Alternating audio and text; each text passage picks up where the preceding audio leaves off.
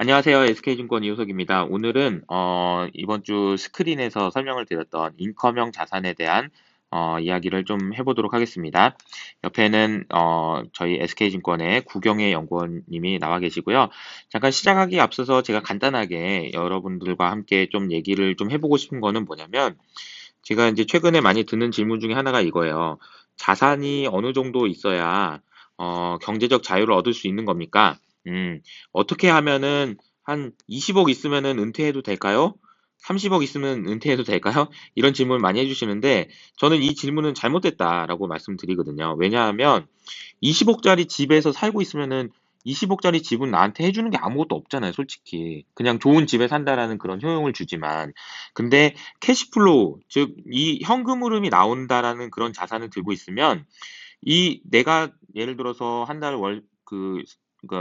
한 달에 쓰는 돈이 100만 원인데, 내가 가지고 있는 자산에서 100만 원 이상이 나온다라는 확신이 든다면, 그때는 은퇴해도 된다. 즉, 다시 말하면, 캐시플로우가 어떻게 얼마나 나오느냐가 더 중요하다라는 측면에서 보면 우리가 인컴형 자산이 되게 중요하다라는 생각을 좀 하게 되는 것 같아요.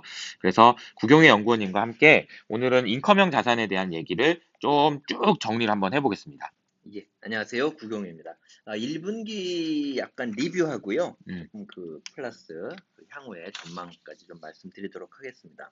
1분기 인컴 자산 시장을 전반적으로 보면은 글로벌 부동산 쪽에서는 주택 가격이 상승세를 작년에 이어서 계속 많이 보였던 그런 상황이고요.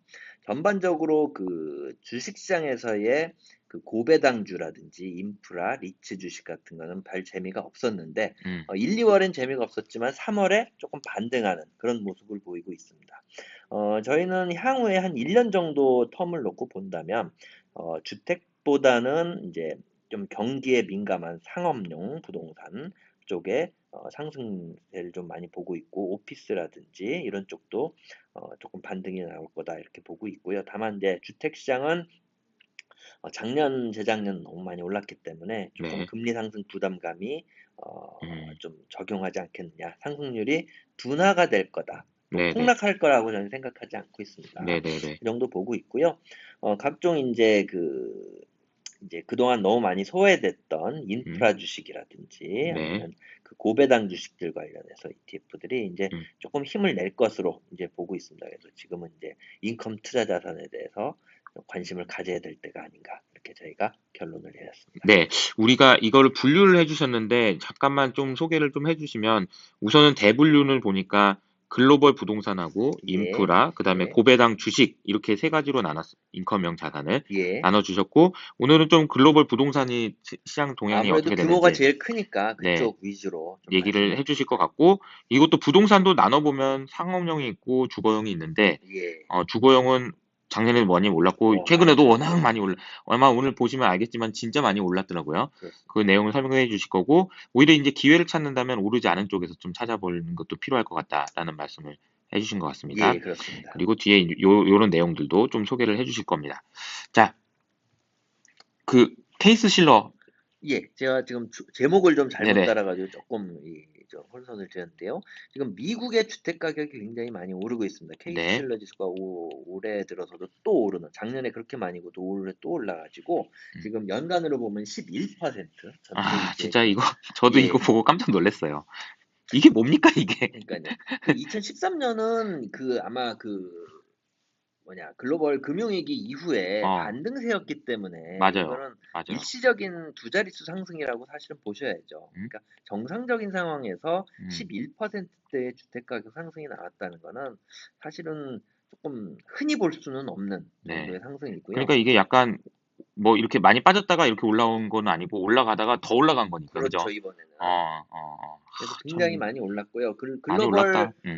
주요 이제 많이 오른 국가들을 보면은 미국과 서유럽 국가들 네, 네, 캐나다 포함해서 네, 그러니까 그쪽하고 동아시아 쪽에서는 한국이 조금 많이 올랐고 음, 그리고 호주가 지금 힘을 내고 있는 그런 네, 상황이죠. 그래서 네, 지금 네, 보면 한국이 많이 오르긴 했습니다마는 독일 보면은 뭐 말 못합니다. 지금 뭐 최근에 가보지는 못했지만 코비드 때문에 뮌헨이라든지 함부르크 이런 대도시들 가면은 음, 집값이 상상을 초월하고요. 음, 뭐 밴쿠버 전 세계 대도시의 밴쿠버화, 음, 그죠? 홍콩화 이게 음, 지금 일어나고 있는 이미 일어났죠. 네. 일어나고 있는데 그 사실은 여기에는 이제 주택 가격 임대료 지수는 나오고 있지 않은데 음. 홍콩에 사실은 같이 이걸 나오고 한번 있어요. 볼까요? 이걸? 오피스 가격이 지금 많이 올랐다가 좀 조정받고 다시 오르고 있는데 2000년, 20년 이후에 올랐다가 조정받고 다시 오르는.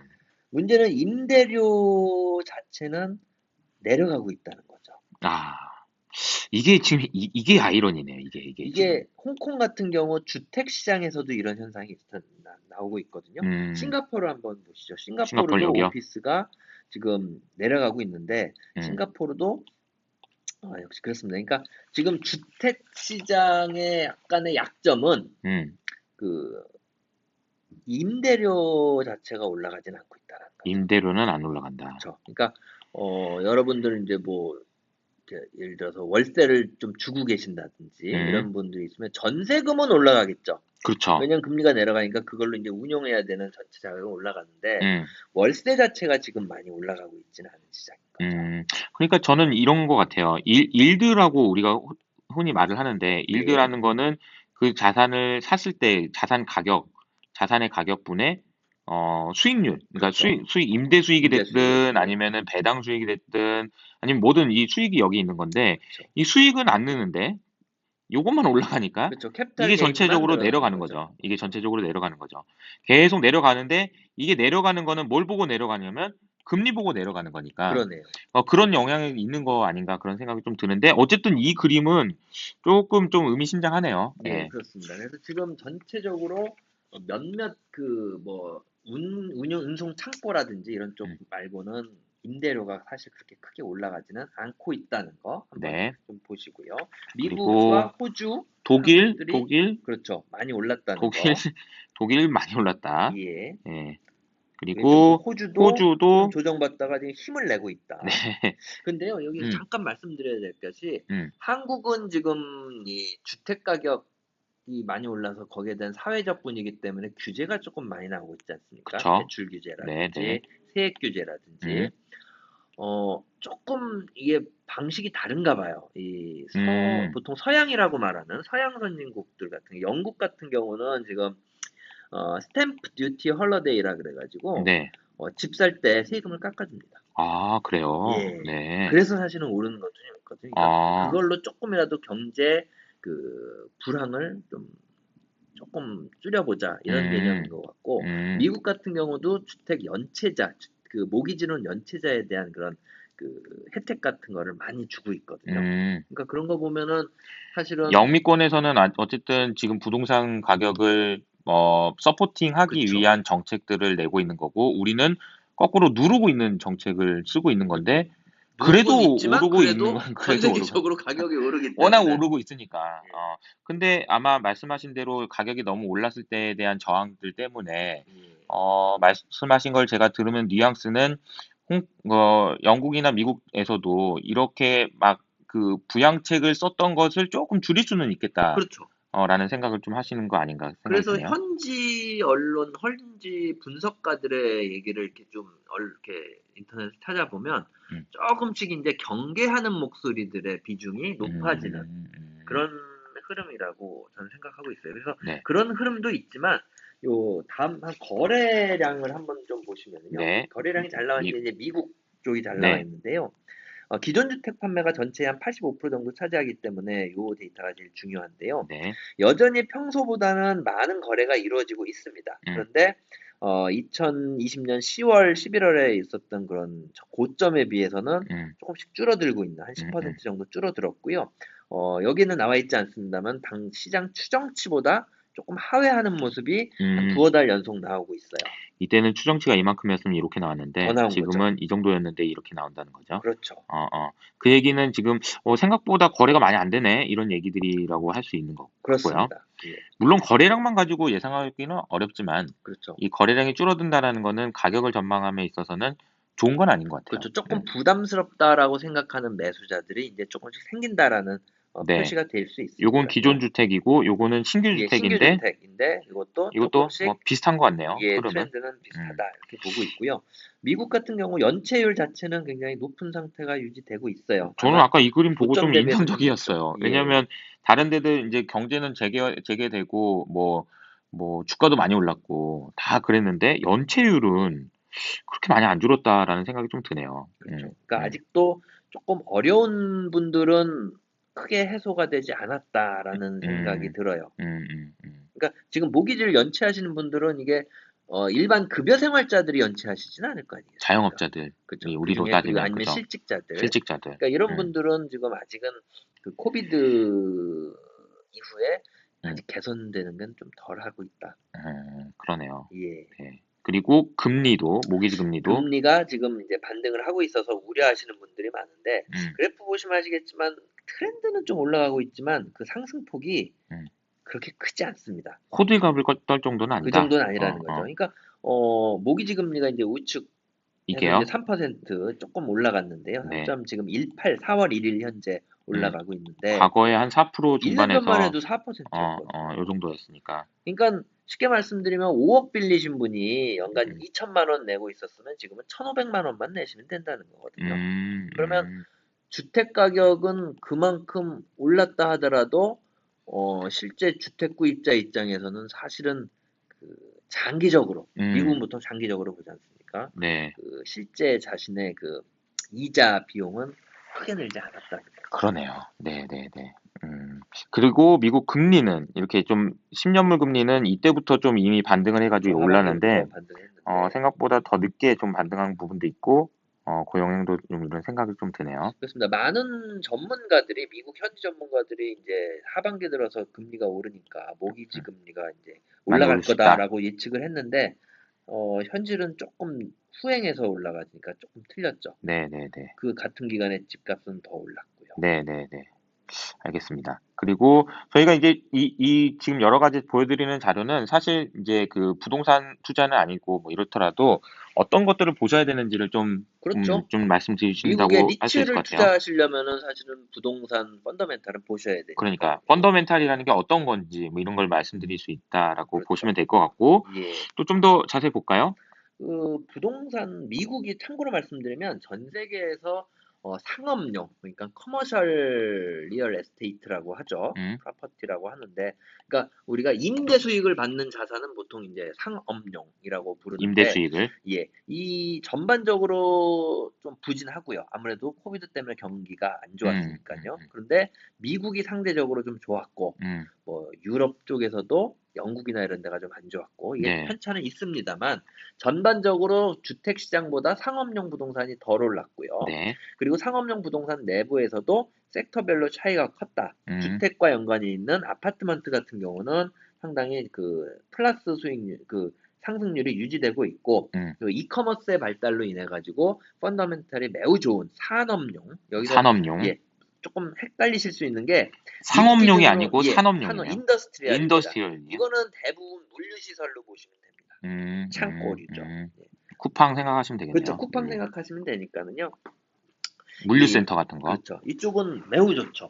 음, 이쪽은 좋은 반면에 그동안 좀 안 좋았던 쪽 오피스 상승률 매우 둔화되다가 2020년 후반부터 조금 반등하고 있지만 아직은 좀 낮고요. 음, 리테일 같은 경우 뭐 마이너스세가 조금 줄어들고는 있지만은 지금 가격이 여전히. 하락하고 있는 그런 네네. 상황이죠. 그래서 그 세부 섹터별로는 굉장히 차별화가 아직은 좀 있네요. 차별화가 돼 있다. 여기 조금 제가 이제 그래프가 너무 망가져서 갖고 음, 오기 좀 힘들었던 게 호텔 쪽이 좀 있는데요. 호텔 네네네. 쪽은 지금 순매출 자체가 마이너스가 나올 정도로 심각한 어렵습니다만은 상황이지만, 이따가 말씀드리겠습니다만 리츠 시장에서는 선반영을 해가지고 음. 오히려 올해 많이 들어서는 제일 빠졌다가 많이 지금 오늘 많이 그렇죠. 오르고 제일 있는. 많이 오르고 있는 상황인데 네. 리츠 쪽 공실률은 지금 많이 올랐다가 조금 이 안정되고는 있는데 그렇게 뭐 그 그래도 이전 이전 수준으로 수준보다는 조금 좀 높아요. 높네요. 예, 조금 높은 그런 상황입니다. 네. 그리고 특이하게 좀 보셔야 될 건 한국인 투자자들이 사실은 2017년, 18년 정도 해가지고 영국에 굉장히 좀 많이 투자를 했어요. 특히 그러니까요. 기관들도 어, 많이 어. 들어가고 사모펀드 통해서 조금 그 거액 투자자들도 많이 들어갔는데 결론적으로는 큰 재미를 그때 들어가신 분들은 못 보셨을 거예요. 음, 2012, 3년도에 들어가신 분들은 많은 수익을 내셨겠지만 음. 그 이후에 이제 그 상업용 부동산 시장이 좀 안 좋았고 주택 가격이 상승은 영국이 하고 있습니다만은 그 독일이라든지 이런 그 EU 국가들 그리고 미국, 캐나다 그리고 동아시아보다 좀 덜 올랐기 때문에 큰 재미는 못 보셨고 특히 상업용 부동산을 보시면은요 이, 이 산업용 아까 음. 말씀드린 그 물류 시설을 제외하면 좀 전반적으로 지지부진하시고요. 이 왼쪽 아래프 그래프 보시다시피 작년 하반기 이후에도 거의 그렇게 가격이 오르지를 못하고 있어요. 재미가 없네요. 네, 재미가 없습니다. 음.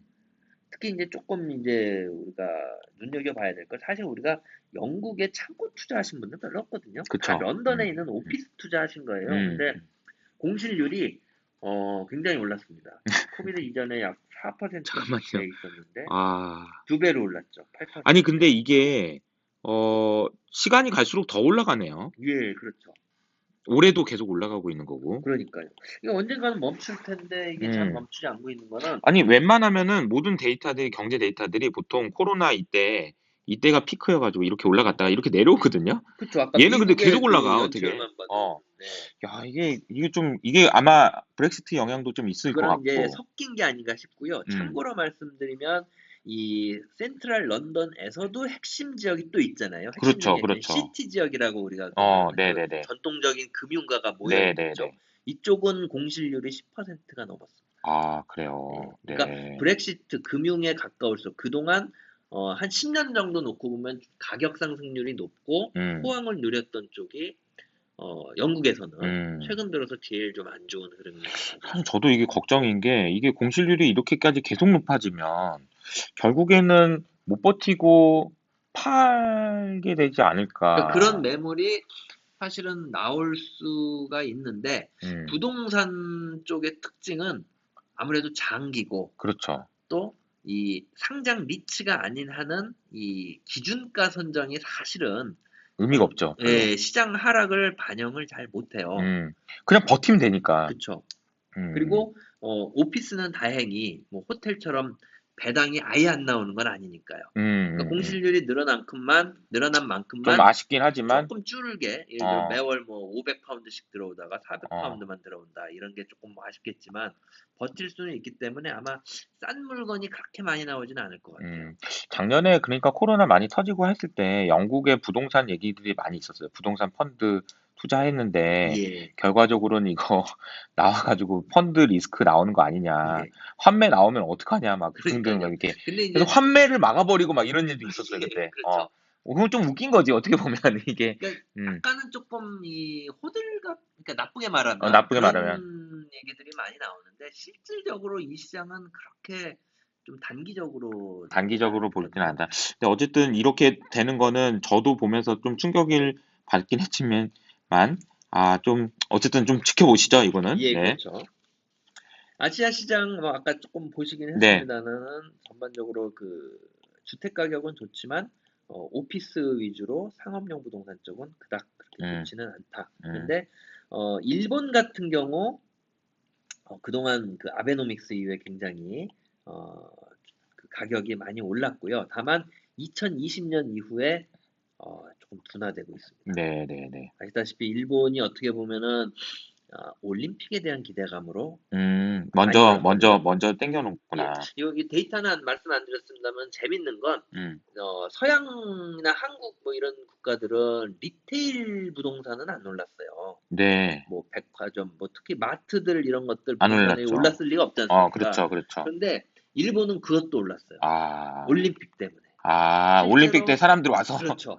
그걸 기대감으로 아, 게다가 아이고.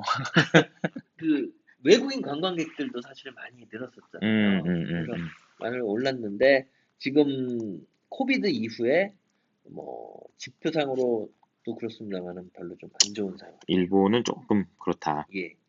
그래서 2000년 10년대 중반에 일본에 투자하신 분들은 재미를 많이 보셨겠지만 많이 올랐으니까. 2020년대에는 그렇게 재미를 못 보실 수 있지 않을까.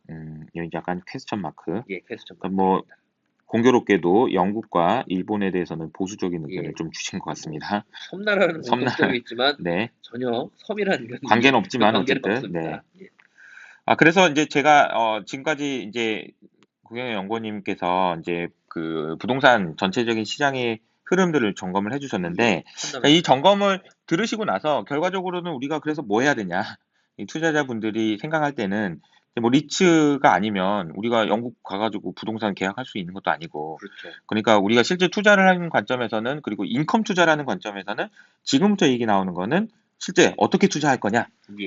ETF에 대한 얘기, 리츠에 대한 얘기가 되겠습니다. 증시에 상장돼 있는 리츠는 펀더멘탈은 부동산인데 음. 단기적인 주가 흐름은 중시와 연관이 많이 돼 있습니다. 그래서 네네네. 3개월, 6개월 보고 리츠 투자하신다. 요거는 좀 말이 안 되는 것 같아요. 그냥 단기적인 주가 흐름을 보면 그 고배당주 ETF랑 음. 움직임이 똑같습니다. 음. 그러니까 부동산에 투자한다는 개념으로 이제 리츠를 사시는 분들은 적어도 한 3년 이상의 장기로 좀 보셔야 되는데 아까 말씀드렸듯이 상업용 부동산들의 그런 펀더멘털은 조금 좀 혼조세를 보이고 있는데 네. 증시에서는 지난 1년 동안은 고배당주의 전반적인 부진과 함께 리츠 쪽에서 전반적으로 부진했다. 네네네. 올해 들어서 1, 2월도 그렇게 크게 상승은 했지만 음.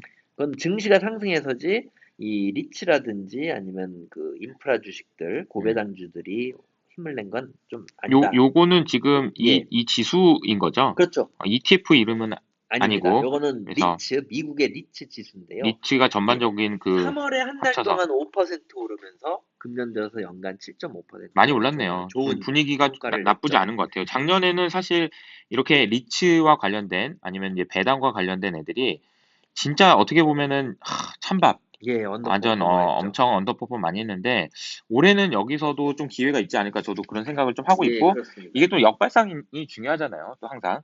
그래서 그리고 보면은 음. 이게 시대가 바뀌면서 과거의 흐름과 조금씩 달라지는 흐름을 제가 느끼는 게 뭐냐면요. 음.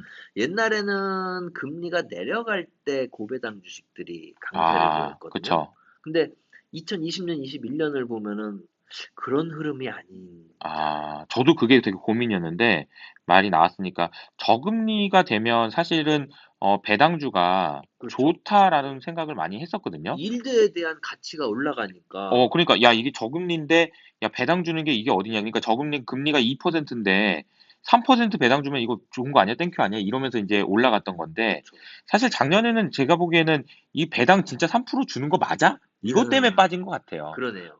작년에는 진짜 이거 경제 망하고 코로나 때문에 니네 배당 지금까지 줘왔던 거 못 주는 거 아니야라는 것 그렇죠. 때문에 빠졌다고 하면 사실 지금 아니야. 그게 아니고 줄 수 있다니까?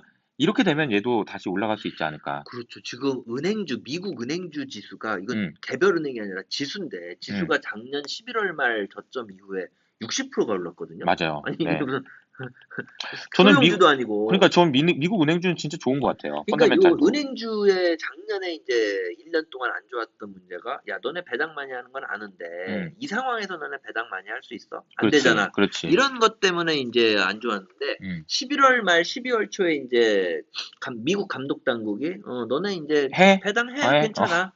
이러면서부터 이제 올랐거든요. 그게 근데 사실 저는 거꾸로 생각해 보면 이런 거예요.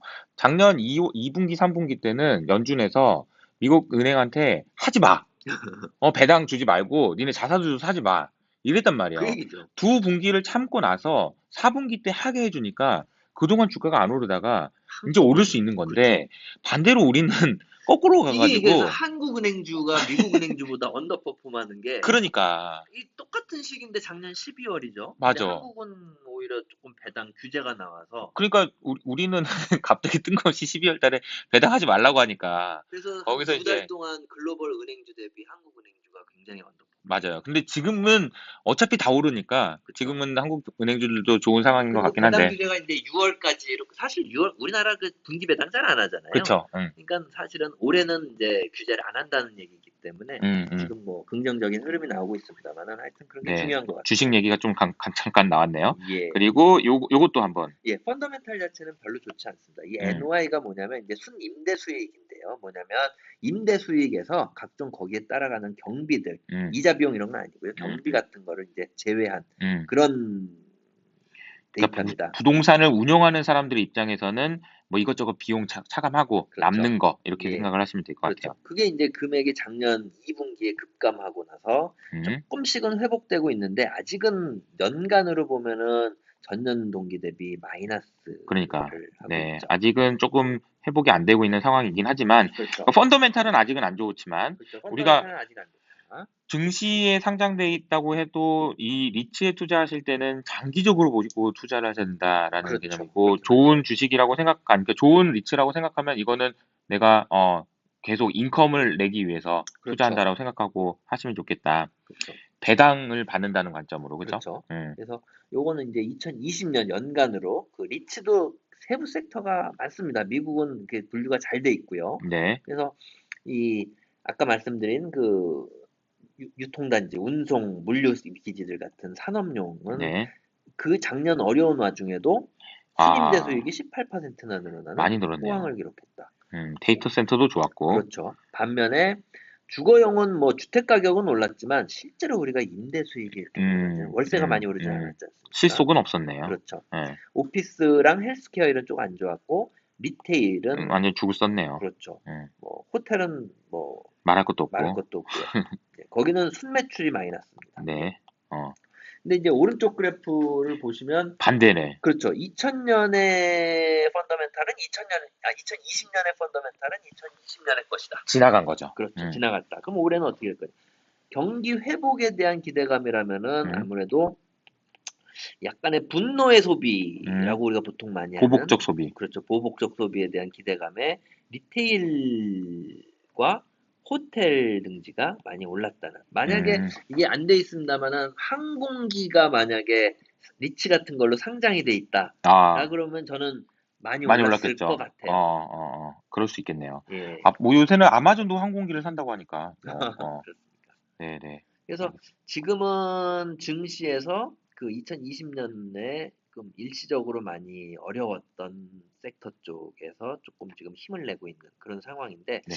참고로 말씀드리면 제일 어려웠던 호텔과 리테일 중에서 저는 호텔 쪽이 좀 장기적으로 좋다고 보고 있습니다. 네. 왜냐하면 둘 다 반등은 나오겠지만 리테일 같은 경우는 저는 그 이커머스의 점유율 상승이 저는 일시적이 아니라고 보거든요. 구조적이에요. 예, 네. 그래서 저는 장기적으로 보면 전체 매출의 50%까지 소매 대체 50%까지 넘을 수 있다. 좀 이게 개인적인 생각입니다. 가능하죠. 예. 네네. 그 옛날에 제가 이제 금융 애널 같이 하지 않습니까? 네네. 카드가 한국에서 침투율이 너무 높아져 갖고 막 50%를 넘은 거예요. 그래서 일부에서는 야 이제 카드 증가율 안 나오겠다라고 했는데 지금 80% 나오고 있거든요. 그러니까 상단은 카드로 함부로 전망하면 안 된다. 왜냐면 특히나 우리나라 사람들은 편한 거 너무 좋아하고 그러니까요. 한번 움직이는 데에 대한 거부감도 많이 없기 때문에 사실 이커머스 시장이 제가 알기로 우리나라 소비 시장이 500조 정도 되는 걸로 알고 있고 이커머스가 작년에 150조니까 30% 정도 되는 것 같거든요. 높은 편이죠. 저는. 되게 높은 편이에요. 비중이. 작년에 영국이 10%대에서 20%로 한 번에 영국이 점프했다고 해서 특이합니다. 그런 얘기가 있었어요. 예, 근데 맞아요. 아무튼 이커머스는 대세라고 보면 리테일은 이게 반짝 좋아지는 건 있을 수 있더라도 중장기적으로 보기는 좀 어렵지 않을까 예, 그런 그렇게 생각을 저희는 좀 하시는 생각을 하고 거고 있고요. 다만 호텔은 조금 이거는 코비드라는 일시적인 팬데믹 때문이 아니냐. 그래서 이쪽이 좀 회복된다는 가정하에 뭐 가정하에 사실은 알 수는 없는 애널리스트가 거지만 추정하기 힘들지만 어쨌든 그래도 한 2년 안에 회복이 된다라고 생각하면 호텔도 괜찮을 수 있겠다. 그렇죠. 다만 그 2년 동안은 배당이 제대로 안 나올 거다. 그렇지. 그래서 이번 그 월간 인컴 투자 SK 월간 인컴 투자 4월호를 보시면 잘 나와 있는데요. 재무 구조가 좋은 호텔 리츠를 선택해야 된다. 뭐 이렇게 좀 호텔 리츠 중에서도 재무 구조를 좀 봐야 된다. 망하면 안 되니까. 지금은 그러니까 쓰러지지 않고 버티면 근데 버티면 2년 버텨야 된다고 그러면 좀 많이 버텨야 되긴 하는데. 현지에서는 3년을 버텨야 된다고 그러더라고요. 그럼 좀 이것도 쉽지 않은 투자이긴 하겠네요. 근데 저는 그런 생각을 하는 게 솔직히 저도 애널리스트지만은 미래 추정이 이런 부분은 계량적으로 안 되잖아요. 맞아요. 직관적으로 그러니까 인사이트를 자신감이 가지고. 없을 때는 이렇게 엑셀로 길게 늘려가지고서는 회복은 된다고 보는 거예요. 그렇죠. 그러니까 그렇죠. 저는 2023년이냐 2024년이냐 솔직히 계량적으로 명확히 추정하기 어렵다. 2024년으로 회복 시기가 느려졌다라고 하는 거는 애널리스트들의 자신감이 없어진 거지 실제로 그렇지. 느려졌다라고 보지는 않거든요. 그렇죠. 알겠습니다. 예, 전반적으로 그렇게 보고 있고요. 그리고 마지막 이제 예, 마지막으로 고배당 주식들. 예, 이게 워낙 그 증시에 복합적인 상황이 걸려 있기 때문에 조금 뭐 제가 뭐 그거를 말씀드리기 어렵습니다만은 어쨌든 3월 들어서 이 반등이 나타나고 있다는 거, 그리고 이 고배당주에 포함된 주식들 중에서 리츠, 은행주 같은 이런 금융주 같은 성들이 많이 좀 힘을 쓰고 있다는 측면에서 이게 금리 상승과 좀 연관이 되지 않습니까? 그렇죠. 그렇죠? 그래서 이 조금 그동안 2020년에 워낙 부진했던 인컴형 주식들, 고배당주들 네. 관련들이 조금 반등하지 않을까 저는 기대를 갖고 있고요. 미국의 고배당 ETF 중에 대표적인 거는 이제 뱅가드의 VYM, 그리고 SDY 스파이더 쪽입니다. 요거는 뭐 조회해 보시면 요거 예, 그대로 ETF입니다. ETF 이름이니까. 3월 한 달 동안 약 6% 정도 수익 내면서 음, 조금 반등의 모습을 보이고 있고요. 이 인프라 쪽은 사실 조금 애매하긴 해요. 인프라라는 게 명확하게 사전에 규정되어 있지 않아서 유틸리티 주식이라든지 아니면 그 산업재 쪽이 많이 들어가 있는데 역시 전반적으로 배당률은 높고 3월에 힘을 좀 썼다. 그리고 마지막으로 좀 말씀드리고 있는 게 저희가 작년 하반기부터 이 MLP 미국의 이제 그 주로 이제 에너지 관련 기업에 투자하는 MLP 쪽이 거의 장기간 언더퍼폼했거든요. 한 10년 가까이 네. 유가 하락으로 인해서. 근데 조금 너무 저평가되어 있는 게 아닌가. 너무 주가가 빠지다 보니까 배당 수익률이 10%를 넘어갈 정도로 배당 수익률이요. 예, 그렇게 빠졌는데 유가가 반등해서이기도 하지만 조금씩 어떻게 보면은 너무 이 MLP에 대해서 홀대 받고 부실한 게 있구나. 아닌가라는 생각이 조금씩 들고 있는 것 같아요. 근데 저는 또 뭐 이런 생각이 드는 게 이게 그래도 지금 에너지 대전환 시대에 예, 이거 뭐 셰일 뭐 하는 쪽 이쪽에 투자를 해야 되나 그런 그쵸. 생각도 드는데 또 다른 아이디어도 있으시다고. 예, 그렇습니다. 저는 이제 저도 이제 장기적으로는 이제 대체 에너지, 그리고 신재생 에너지 쪽의 고성장을 믿고 또 실제로 그렇게 되고 있는데 네. 그렇다고 해서 지금 현재 2021년 현재 한 5년 안에 모든 에너지원을 바꿔버릴 수는 없는 거잖아요. 지금 당장은 안 되니까 그렇죠. 필요하긴 하죠. 적어도 30년 정도의 텀을 두고 30년이면 사실 굉장히 장기거든요. 그동안 꾸준히 인컴을 얻을 수 있는 장점이 있기도 하고 또 MLP라고 또 가만히 있지는 않겠죠. 그렇죠. 자기 사업 구조를 조금씩 바꿔가면서 하고 있는데 저기서 조금 이제 생각이 하셔야 될 거는 석유뿐만이 아니라 천연가스에 대한 의존도가 높거든요. MLP는. 근데 아시다시피 지금 발전 부분에 있어서는 석유는 계속 줄어들어가고 있지만 늘어나죠 이제 천연가스는. 천연가스나 그 발전은 굉장히 늘어나고 있거든요. 그래서 이거와 관련된 비즈니스를 할 때도 우리가 ESG도 예, 이거 맨날 이거 이산화탄소 나오는 애들만 하는 애들도 이걸 줄이기 위한 노력을 해도 점수를 후하게 주더라고요. 그렇죠. 이 천연가스로 간다고 하면은 기회들이 또 있겠네요. 그래서 이제 MLP 자산의 이제 대표 ETF인 AMLP 같은 쪽 한번 좀 관심 있게. 뭐 배당 수익률 굉장히 높습니다. 네네. 근데 배당금이 줄어들 수는 있어요. 아무래도 쉐일 업체들이라든지 이런 데들은 수익이 안 날 수 배당 수익이 안 있으니까. 나올 테니까. 근데 그렇다 하더라도 적어도 장기적으로 볼 때 5% 이상의 배당 수익률을 장기적으로 얻을 수 있는 주식이면 지금 사야 되는 거 아닐까 네네네. 생각을 하고 있어요. 장기적으로 봤을 때는 그렇다라는 저희 말씀을 쪽은 해주셨습니다. 뭐든지 장기적으로 생각하셔야 됩니다. 아까 저희가 스크린에서 한번 말씀을 해주시고 그리고 옆에 있는 이재훈 연구원한테 연구원님이 해주신 얘기가 예. 젊은 친구들은 이런 거 할 필요 없어. 그런 얘기도 해주시긴 했는데 특히 뭐 이제 인컴형 자산 같은 경우 저는 이렇게 말씀을 드리고 싶어요. 네네. 자신의 은퇴가 가까워져 가고 있는 분들은 그러니까 생각하고 있는 은퇴 시기가 있을 거 사람마다 아니겠습니까? 다르니까. 다르지만 가까워지는 분들은 자신의 주식 내에서도 포트폴리오를 성장형에서 그쵸. 인컴형으로 조금씩 바꾸실 필요가 있지 않을까. 그죠? 이런 생각을 하고 있습니다. 그래서 거기에 사실 적당한 주식들은 이 리츠라든지 아까 말씀드린 MLP라든지 고배당 ETF 같은 것들이 있는데 사실 보면은 한국보다는 미국이 상당히 좀 발달돼 있고요. 또 지난 성과도 사실 좋습니다. 네네네. 그렇기 때문에 미국 쪽에 이런 인컴형 자산에 대해서 조금 음, 이제 본인의 그 투자 허라이즌이 네네네. 좀 바뀌어야 될 분들은 이런 음. 쪽으로 조금 더 관심을 높이셨으면 하는 게 제 개인적인 바람입니다. 맞습니다. 이게 누군가한테는 그렇게 가치가 없는 것일 수 있지만 또 사람에 따라서 이게 훨씬 더 큰 가치로 다가올 때도 있잖아요. 예, 인컴 자산도 그런 의미에서 보면은 그렇죠. 또 중요한 화두를 던져 주신 게 아닌가. 그래서 저는 인구 구조상 음, 장기적으로 인컴 자산에 대한 가치가 올라갈 수 수요는 있다. 그렇죠. 왜냐면은 20대 인구가 늘어나는 증시다라 그러면은 음, 성장형 주식에 대한 가치가 올라갈 것 같은데 맞아요. 아무래도 한국의 이 좀 인구 인구 구조를 구조는 봤을 때는 지금 40대, 50대인 분들이 계속 그 위로 맞아요. 올라가지 맞아요. 않습니까? 그분들이 조금씩 그 자산 포트폴리오를 인컴형으로 바꿔 나간다면 음. 인컴형 자산의 밸류에이션이 좀 올라가는 것도 좀 기대를 저는 하고 그럴 수 있습니다. 있다. 네. 잘 알겠습니다. 네, 오늘 연구원님 감사드리고요. 장시간 좀 얘기를 해주셨는데 인컴형 자산에 대해서 좀 생각해 볼 수 있는 중요한 화두를 던져주신 게 아닌가 생각이 됩니다. 마지막으로 인사 한 말씀 해주시면.